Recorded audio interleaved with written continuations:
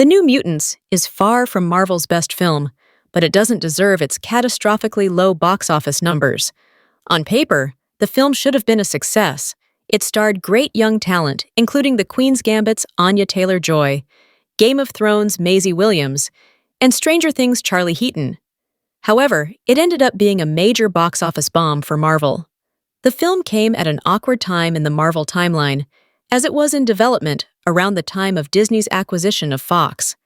This created an entirely new plan for the X-Men, which did not include the New Mutants in the canon MCU.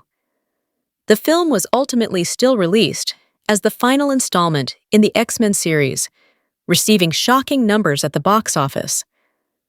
The New Mutants only made $47 million at the worldwide box office, making it the second worst performing Marvel film of all time. It made nowhere near its production budget of $67 to $80 million, which certifies it as a box office bomb. The numbers are strikingly low, especially for a Marvel movie released in the last 5 years. The film is only second in Marvel's worst box office list to the 2008 film Punisher Warzone, which made $10 million at the worldwide box office. To put just how bad the New Mutants box office numbers are into perspective, the worst-grossing film in the X-Men franchise before its release was Dark Phoenix with $252 million worldwide. The fact that The New Mutants was released during the height of the COVID-19 pandemic has to be considered. Health restrictions meant that not everyone could make it out to see the film in theaters.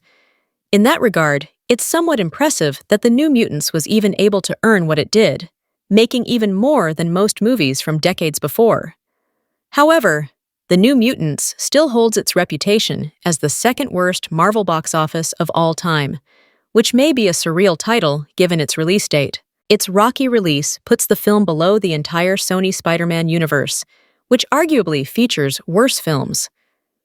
Madame Web is the lowest-grossing SSU film, but it's still ahead of The New Mutants, with $100 million. The New Mutants' box office flop can be attributed to the poor timing of its release, but part of the failure is due to its own tumultuous production timeline. The film required reshoots, and the release date was pushed back 4 times, moving it from its intended April 2018 to August 2020. It's worth wondering if the film could have made more had it not premiered during the pandemic. There's no doubt that The New Mutants is far from a perfect movie. The premise is strong, but it fumbles the execution with a lack of character development and subpar script, among other things. However, the film received worse results than its overall quality arguably warrants.